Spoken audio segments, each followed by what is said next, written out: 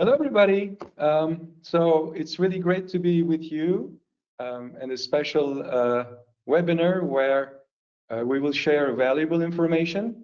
So it's really a fantastic opportunity that PECB reserved us, and I'm very happy to share with you these precious moments. I wish you a warm welcome, and I will be very happy to provide you information about this conjunction we're talking about here. Risk management and cyber resilience. So this is the hot topic of the I would say several years.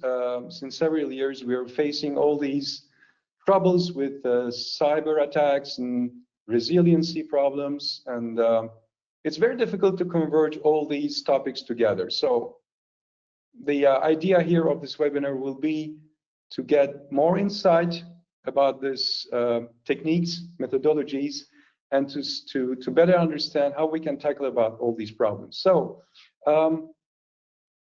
at that point, I would have, maybe before we go further, just a little question about this topic. So here, as you see, we have risk management, security, disaster recovery, continuity practices, technical solutions, technical measures. So how many among you are able to jungle about, I would say, these three topics, which are cyber resilience, cybersecurity, and risk management? So please write in the chat, and our PECB correspondent will help us to get your answers, to see how many among you are comfortable with these topics. Not one by one, but converging all together. So I'm just waiting maybe a few seconds, and I will see the result of the questions in the meantime. So while you answer your questions, I will take the opportunity to present a little bit who's your presenter, in fact, to whom you will be listening for 45 minutes and asking questions afterwards, 15 minutes. So my name is Primus. I am an engineer from Polytechnics, master degree many years ago. And I am an implementer, certified implementer and auditor for ISO compliant systems. So here, as you see, I didn't put all the certifications I have, but it's not the main subject today here. Just to tell you that if you want to be comfortable with all these domains, I really recommend you to go into these certifications paths, which are around ISO 27, series 27001, 27005, 31000, 22301, and etc. So I have gathered about 35 certifications since many years that I'm teaching, and I'm consulting all these certifications and areas in different companies worldwide.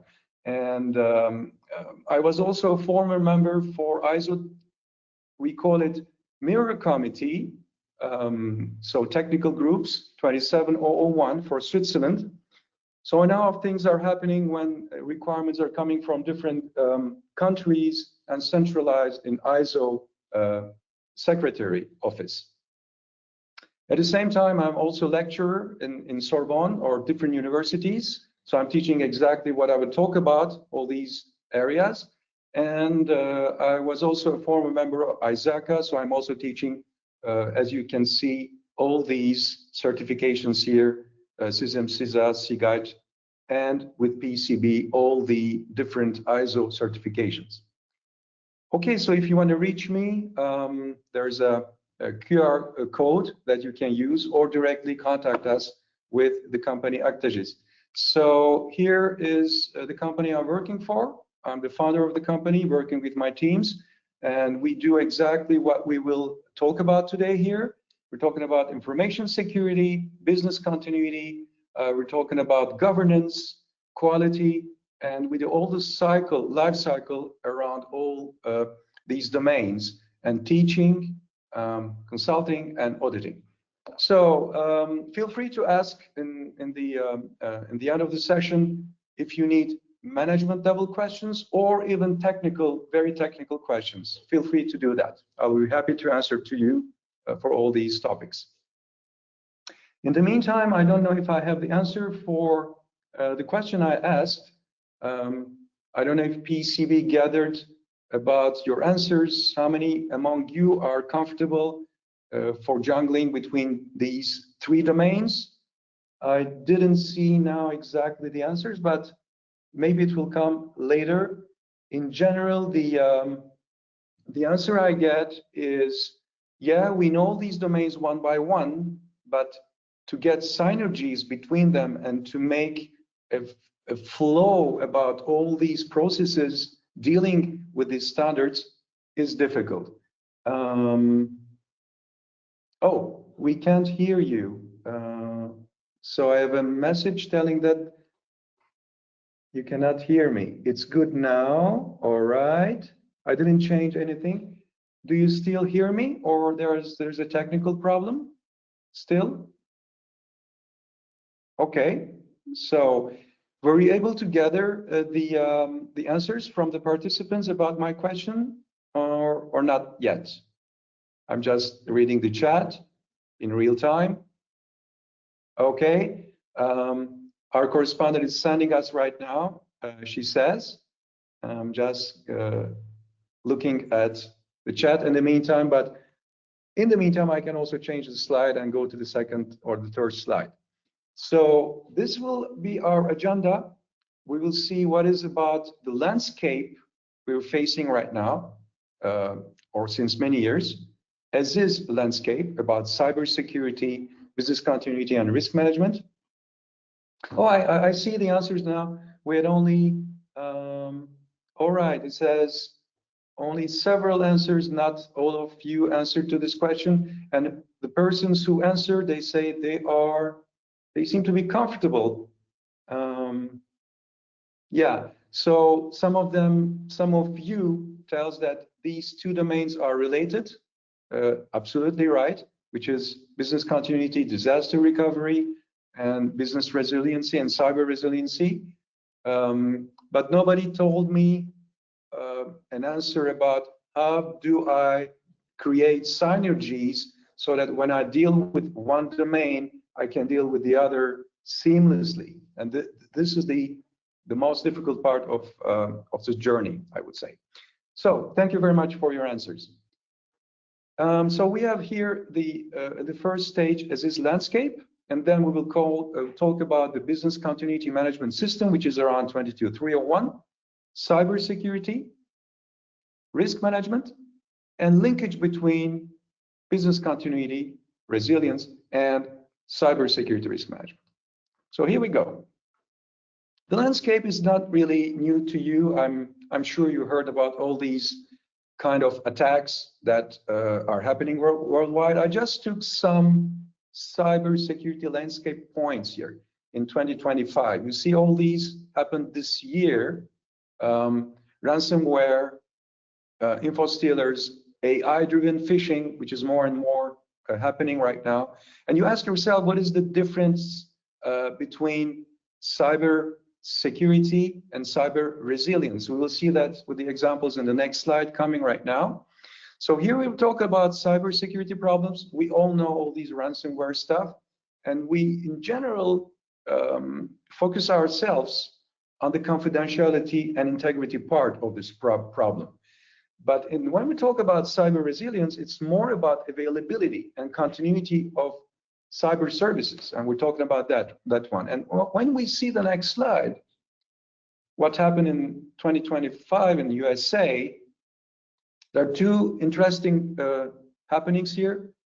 Paul ransomware, which happened in July, and it shut down the whole CEST system, which is huge, and sure, stolen data, but what interests us is business interruption. So residents and companies couldn't access to city services for days. So you can imagine what is the consequence of such a disaster if you're the information system manager or business continuity manager of this organization.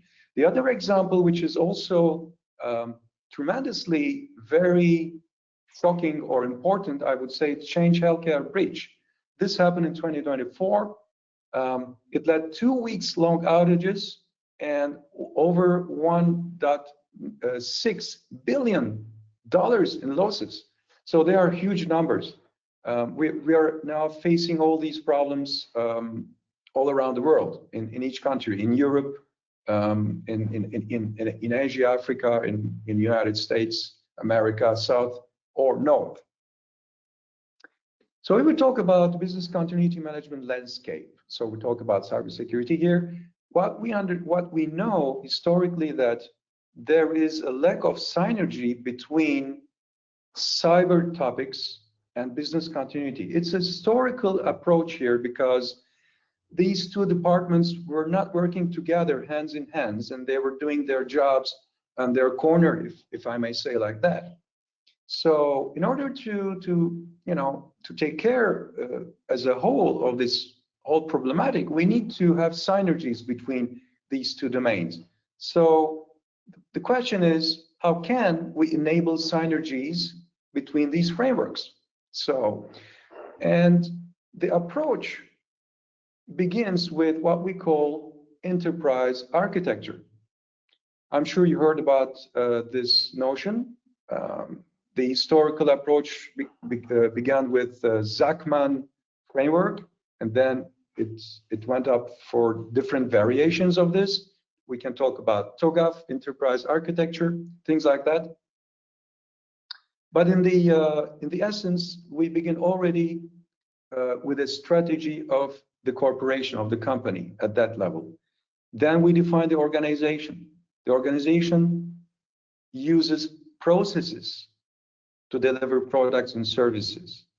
Processes will use on their turn applications, and technology will be under, and facilities, buildings, data centers, all these facilities will be underpinning to the technology because it should stay on somewhere, all these technological components. And when something happens, it can happen, in a firewall, in a network component. This will go up to the upper levels and propagate itself. So it means that we need to mitigate all these risks at all levels, first of all, and we need to ensure resilience at all levels. So this is the challenge that we have, why we implement all these frameworks together. So here, if we take the business continuity, which is 22301 standard, it's a traditional plan, do, check, act cycle, as you know. So it begins with, if I go very quickly, not diving into the details of the standard one by one, close by close, but I take out here 2 important points, which are business impact analysis, where we try to get all the values about, I'm sure you know about these RTOs, RPOs, MTPDs, so which means return time objective, recovery time objectives, and RPOs. So MTPD, which means at what time it's getting so dangerous for the company that it can go bankrupt afterwards if you do not go up again to 100% of operations. So this is done with BIA. And after that, we deliver the risk assessment part. So here, this is the link that we will try to discover more and more, to investigate more. How can we do synergies between risk assessment, which is demanded, requested in this standard, and the risk assessment that we will use, which is the family of 27001 and 27005 ISO standards. So the other parts of the business continuity after you plan is you conceive, the conception of the strategies and solutions, you continue the risk assessment here, and then you construct the incident response structure, and sure, check, act is exercising and all the maintenance and plan phase of the BC, business continuity lifecycle.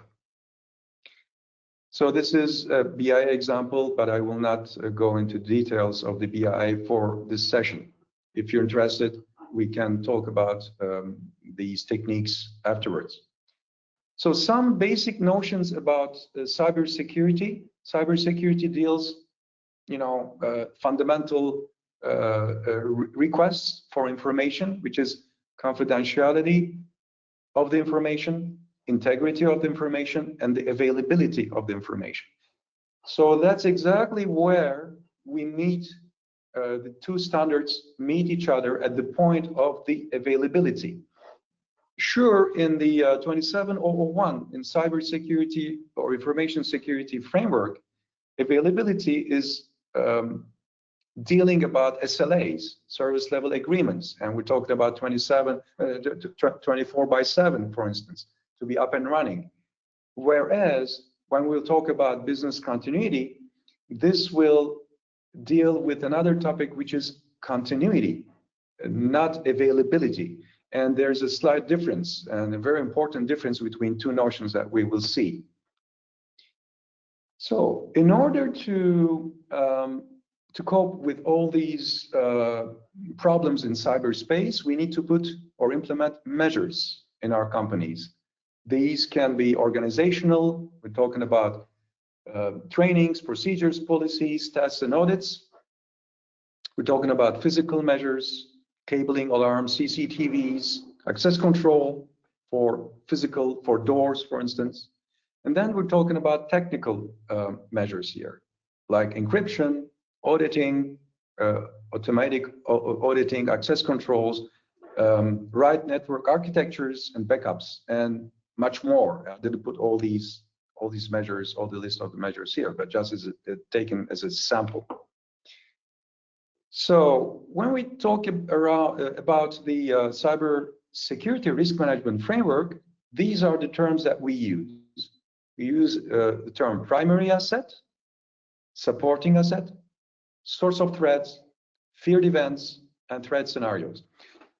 These kind of terms are maybe partially explained in 27005, and if you want to dig more, you can search some other methodologies and tools like Octave, ABIOS, name it. It's you have different tools in the market to successfully implement 27005 standard, for instance. So we take all these terms, and what we do is we apply this methodology step by step, which is deriving from 27005. And these are the phases that we see here.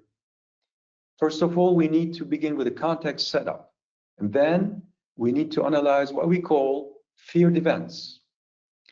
This is the left part of the equation, analysis of feared events, which means here we will ask the questions about the impact levels if something happens to our business, to our processes.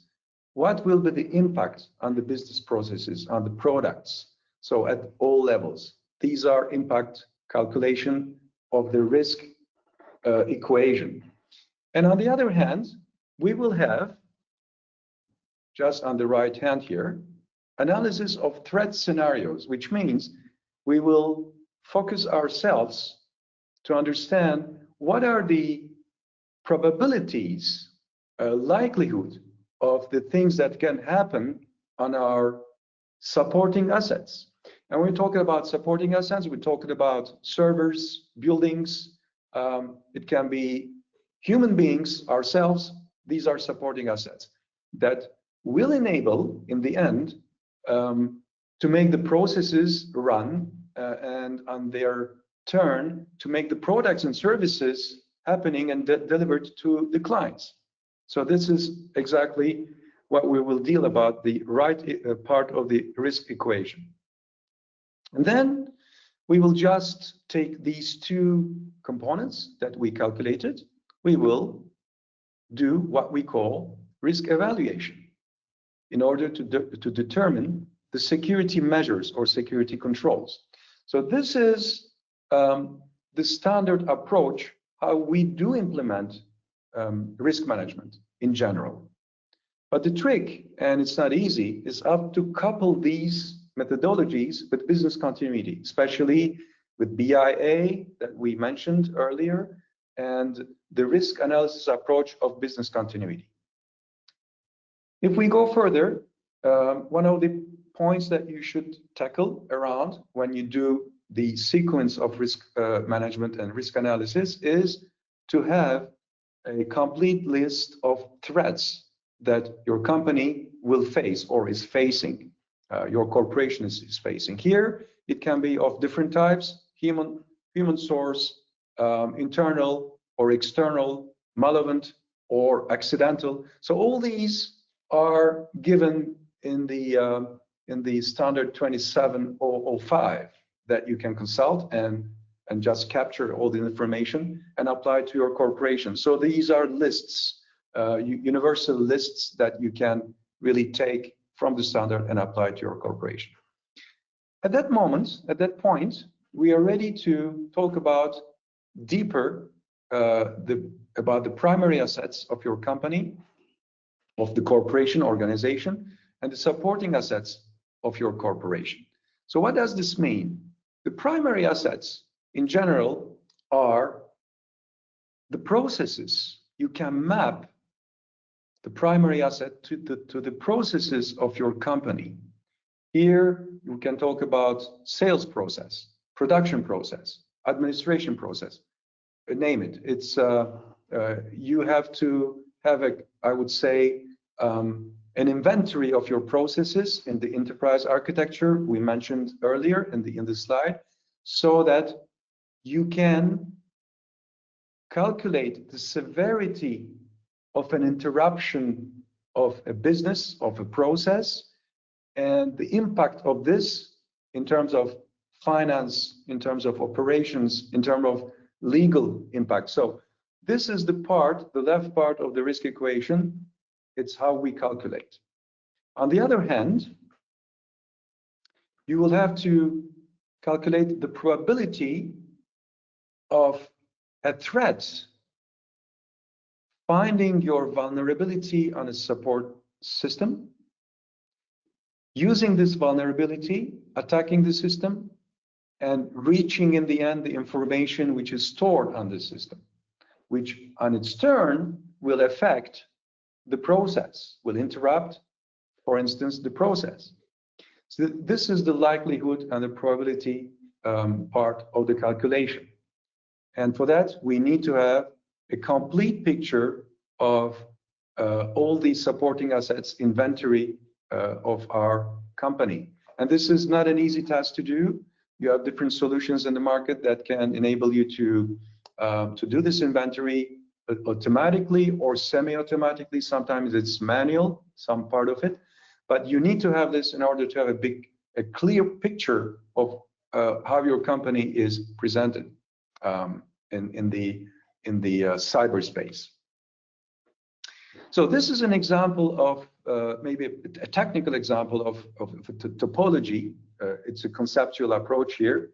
In this example, you see that the supporting assets can be on the cloud or can be on your premises. You will have your users working with different applications. You have a demilitarized zone, and it will go through a firewall, and some people working at home or remote offices. Some clients are accessing to your e-business system. So all these complex interactions needs to be put in an architecture, in an inventory system where you can calculate the likelihood of attacks. You can express what we call the attack path, how an attacker, a hacker, would be able to come to your system residing on a cloud or maybe on your premises. So all these should be integrated in the risk management tool or methodology that you're using. And these are the little tricks that will enable you to link with the processes afterwards, so that you can calculate the impact levels of such interruptions caused by the attacker using this topology. So this is an example, a simple example. In the feared events, here we're talking about, for instance, for a given process, unavailability of the primary asset. So the primary asset can be a sales process or production for a company who's producing drugs, for instance, medicine. So unavailability of a primary asset linked to e-business process. And the source of threats that you should explain here is, for instance, change to the network architecture, which means you have done maybe accidentally a change that was not wanted in your network topology. And this can have an impact, a critical impact on your e-business process, for instance. So this is the left part, the impact part of the calculation, of the risk calculation. On the other hand, you have the threat scenario that we will talk about, loss of availability of the email application, and the source of threat will be the same, because if we're talking to multiply an impact by a probability, these two sides of the equation should have a common thread that links together these two notions. And the likelihood is maximum, and when you multiply these two, it will give you a risk with a level which will be, for instance, intolerable. Then you can exactly identify in the risk matrix where this impact is and where this probability likelihood is. Here we're working with a qualitative approach, for instance. It's an example. And the idea then will be, for instance, to reduce or the likelihood or the impact level of this risk. So as we see, we have, just with this example, we are able to use 27005 to calculate the risk levels. And these risk levels are linked to the processes which will ensure the business continuity or resiliency of your organization. And this is where the link happens, exactly where this link happens. And it's not really obvious for everybody that I've seen in many client side, where we're working around for 400 clients worldwide. And yeah, I've seen many examples, many situations. And it's very rare for the first time when I meet the responsible CXO levels to have such an approach where these two worlds of risk management and the cyber resilience and business continuity are linked together in a methodological way, and also using some tools to ease these calculations, because it's not possible to do this in our heads manually. It's simply not possible. So the selection of security controls, in this example, we have seen that there is a vulnerability, there is an impact, and there will be some proposals of measures that will come from the list of 27001. For instance, you can pick these controls from the annex of 27001, or you can add some other controls that are coming from 22301 too. This is essential to adapt the system to business continuity in terms of measures and controls. Sure, you can add here technical controls, network hardening, system hardening, secure development lifecycle. All these measures are absolutely important because they will ensure the cyber resilience of your information system infrastructure, which nowadays is key to deliver services and products to your clients in different organizations. Some other examples that I've just given you here, it can be N-factor authentication, encryption.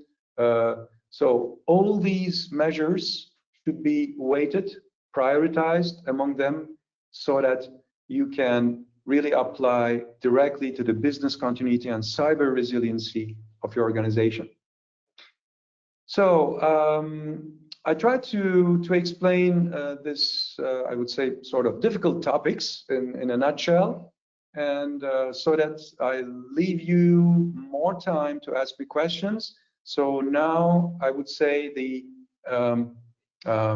question and answer session can begin, and I will be happy to answer your questions. And I can go back and forth to the slides. If you have a precise question concerning one slide, I'll be happy to explain more.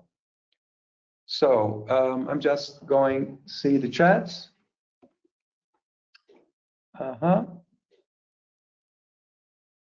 All right, so I'm waiting your questions. For the moment, it seems that there is no question, or it seems that everything seems to be clear.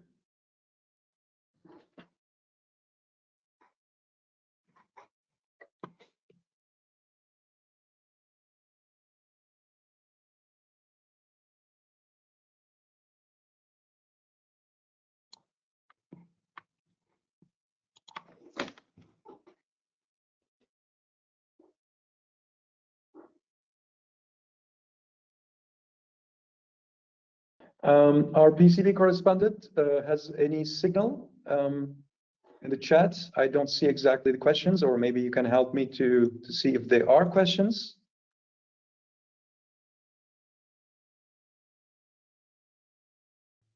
So I read the question here. I would like to have a single risk methodology for all kind of risks. Could I apply ISO 31000? EBIOS is more cyber risk. Okay, excellent question. Thank you for that question that you asked. It's a puzzle. In fact, it's not easy to answer to that. My answer for that is 31,000 sufficient for business continuity. My answer is not at all. 31,000 is very high level. It's at the enterprise risk management level. And when we talk about business continuity and cyber resilience, it's another domain which requests specificities.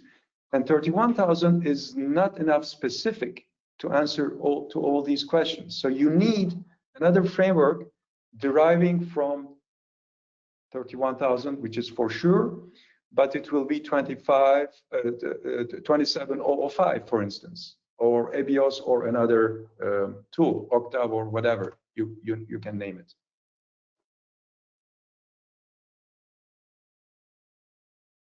So I have another question here. How can the analysis of feared events and threat scenarios as outlined in the 27005 be practically applied to evaluate and reduce intolerable risks within the business operations? Okay, thank you for this question. So I go back to the slide, and it will be easier to explain here for the slides. You see here in the methodology, we have the feared events on the left and the threat scenarios on the right. So when we talk about the feared events, we're talking about severity. So what you call in your message, intolerable risk levels. To calculate this intolerable risk level, you need to have the severity here, which is calculated with 27005 or EBIOS or another tool or methodology. And you have the likelihood.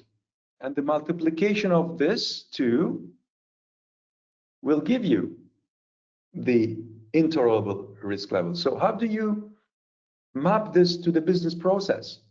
The magic is very simple here. You see the icon on the left, which is the process of the company. The expression of the impact level can be expressed at the process level. You can even go further, and you can express this at the product or service level. Or if you want to be at a lower level, you can express this at the activity level, which is incorporated in the process. So this is where the link happens. I don't know if this answer was okay for you, because I'm not able to get your feedback directly. I have a delay here in the chat group, so I'm just monitoring the chat group again.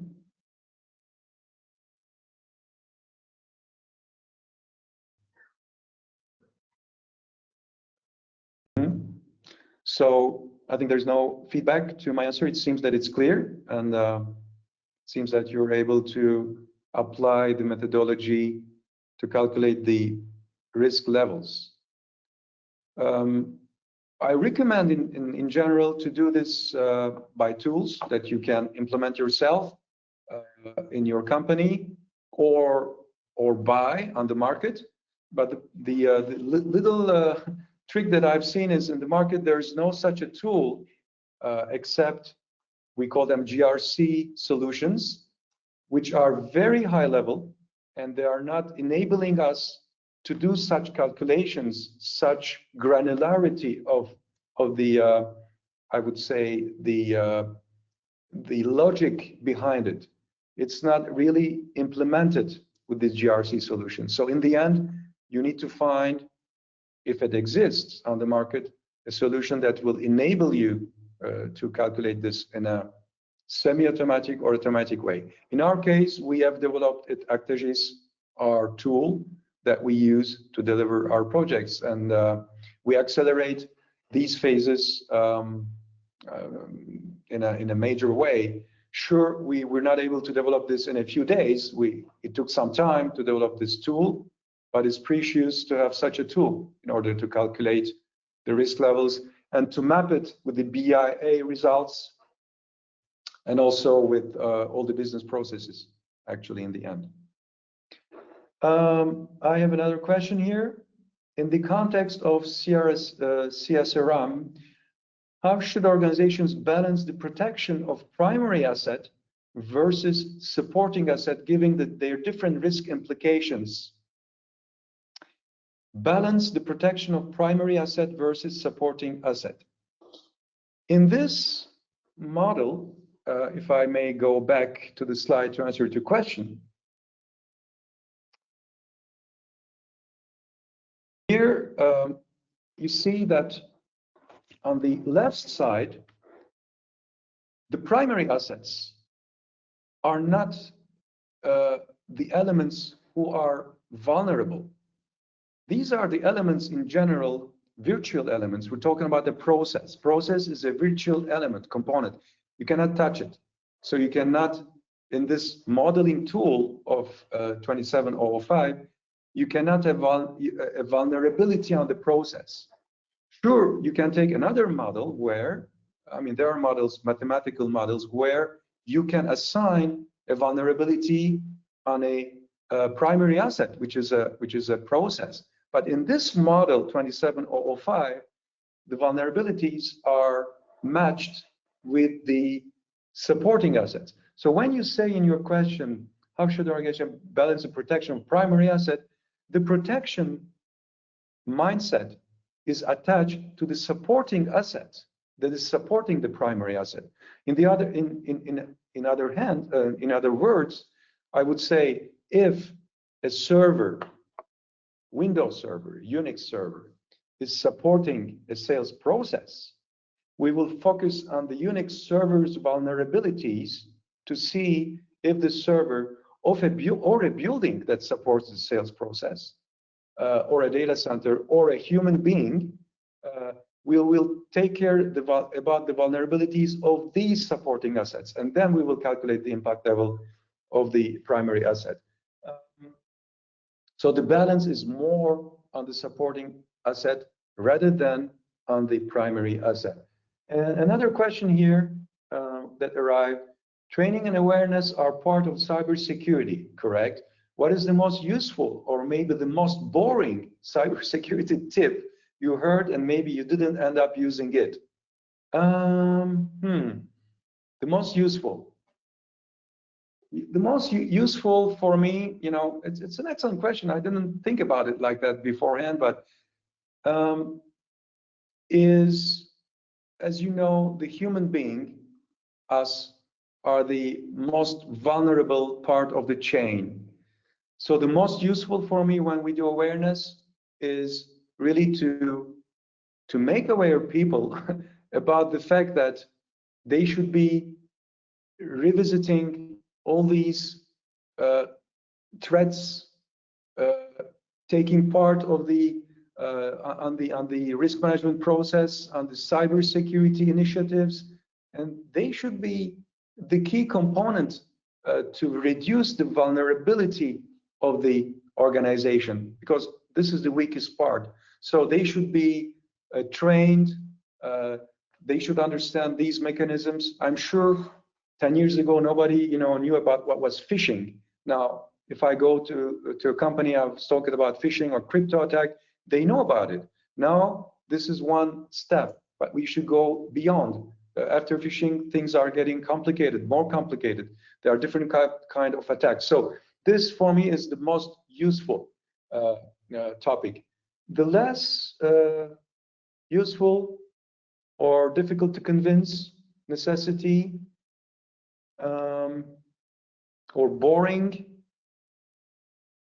and in the end we just don't use control or measure.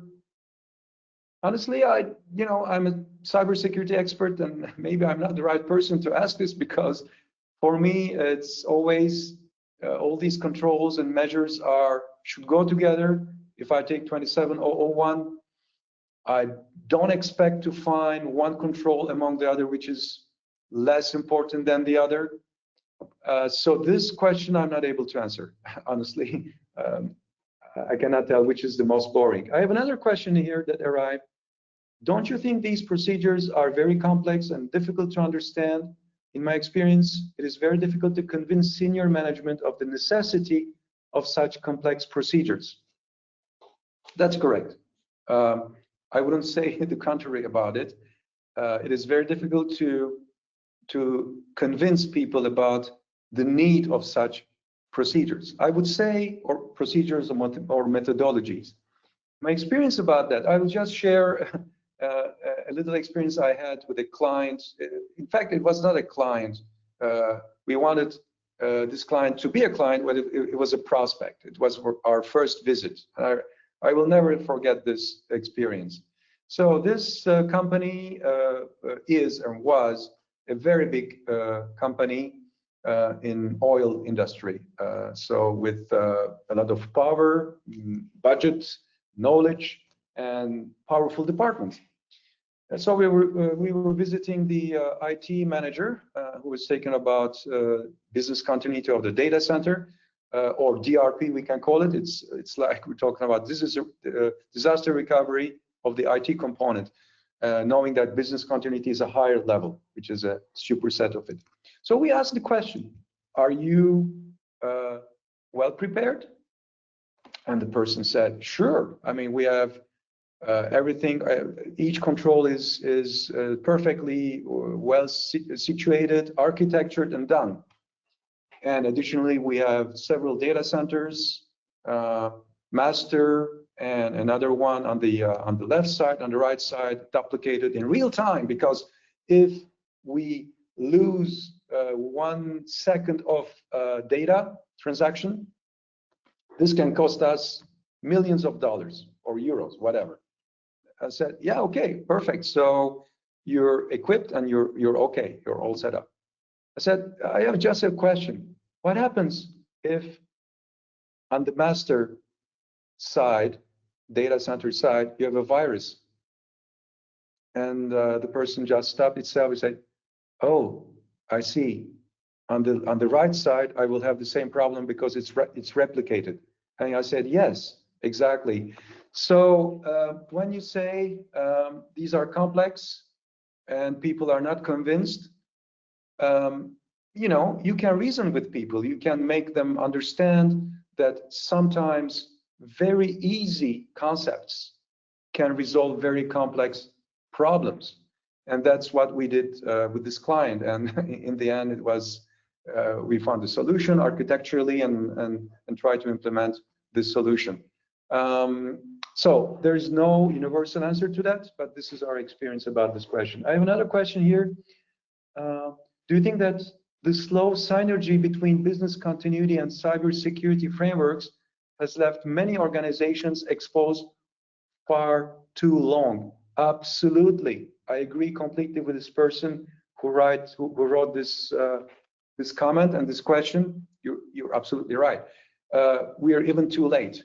and we talked about, I'm not going into details of IoT, SCADA stuff, which we're talking about industrial world, or as we talk about industrial services of cities, governments, or military transactions that are going on in the world. These points can be attacked nowadays very easily because of the fact that these two entities, departments, which historically business continuity was attached or linked to the physical security responsibilities or services, they were not talking to the cyber guys or IT guys. And it has been a long way, a long time that we are like that. We're trying to catch it up. In Switzerland, I know that we're a little bit late, for instance, but we try to catch it up. In Europe, some countries are maybe faster than the others, but yeah, you're right. We need to go faster and close the gap, because it's the new era will be played around this battlefield. That, if I may. Okay, I have another question. What do you think about AI-driven phishing? Will this force organizations to rethink their email security strategies, since traditional filters may no longer be enough? Yeah, I didn't go into the details about my background. In fact, in '88, I was already an AI expert. I began a research in this domain. So before AI became a hype word, like a buzzword, I was already doing research in that domain and writing articles and have my idea about it. So what I think about AI and cybersecurity, I think it's like, you know, the cartoon Tom and Jerry. It's like the security never-ending battles. So attackers are using AI to exploit vulnerabilities. Providers, software solutions are using AI to make their solutions more robust. And I think it's now we are in an era where AI should be used on both sides.